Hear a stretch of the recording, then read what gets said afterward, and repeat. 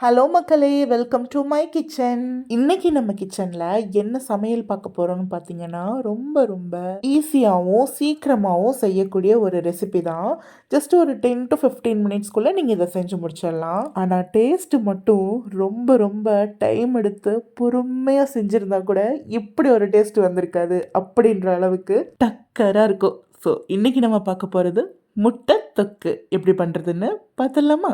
முதல்ல ஒரு பேனை நல்லா ஹீட் பண்ணிவிட்டு அதில் கடலெண்ணெய் சேர்த்துடலாம். கடலெண்ணெய் வந்து முட்டை தொக்கு பண்ண போகிறோம் அப்படின்றதால கொஞ்சம் அதிகமாகவே சேர்த்துக்கோங்க.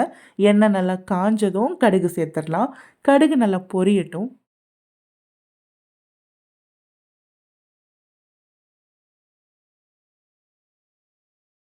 கடுகு பொரிஞ்சதும் நல்ல ஒரு 2 கொத்து கருவேப்பிலை வந்து சேர்த்துடலாம். கருவேப்பிலை வந்து கொஞ்சம் அதிகமாக இருந்தாலும் டேஸ்ட் நல்லாயிருக்கும். இப்போ இது நல்லா பொரியட்டும். பொரிஞ்சதும் ஒரு 10 பூண்டு வந்து நல்லா தோலை உரிச்சிட்டு உள்ளே சேர்த்துடலாம். பூண்டு வந்து கட் பண்ண வேண்டாம், முழுசாகவே அப்படியே சேர்த்துருங்க. இப்போது பூண்டு சேர்த்ததும் பெரிய வெங்காயம் ஒரு 3 பெரிய வெங்காயத்தை இந்த மாதிரி நீள நீளமாக நறுக்கி அதையும் சேர்த்துடலாம். இப்போது வெங்காயம் வேகிறதுக்கு தேவையான அளவு உப்பு சேர்த்துட்டு நல்லா வதக்கிடலாம். இந்த அளவுக்கு நல்லா வந்து அது பொரிஞ்சு ப்ரௌன் கலரில் வரணும். இந்த மாதிரி ஒரு கோல்டன் ப்ரௌன் கலரில் வரும்போது ஒரு 3லேருந்து 4 தக்காளியை நீள நீளமாக நறுக்கி அதையுமே சேர்த்துடலாம். இப்போ இது எல்லாமே நல்லா வதங்கட்டும்.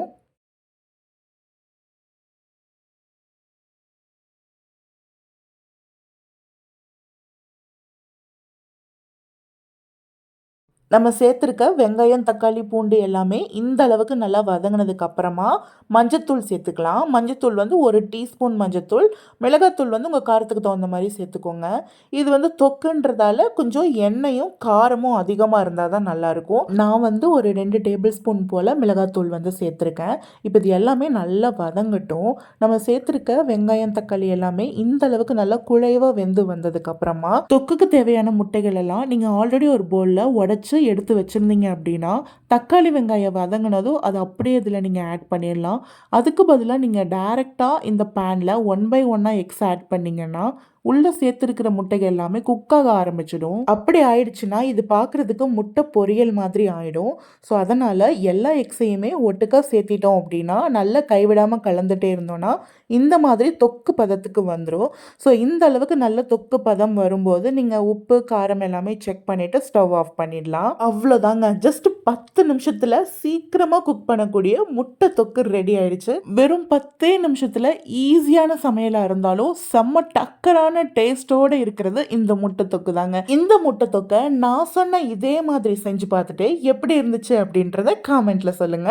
இந்த வீடியோ பிடிச்சிருந்தா லைக் பண்ணிக்கோங்க. நம்ம சேனலை சப்ஸ்கிரைப் பண்ணாம வீடியோ பார்த்துட்டு இருக்கவங்க எல்லாரும் சப்ஸ்கிரைப் பண்ணிக்கோங்க. நான் இப்போ கிளம்புறேன். ஆனால் நெக்ஸ்ட் ஒரு சூப்பரான வீடியோவோட வரேன். டாடா.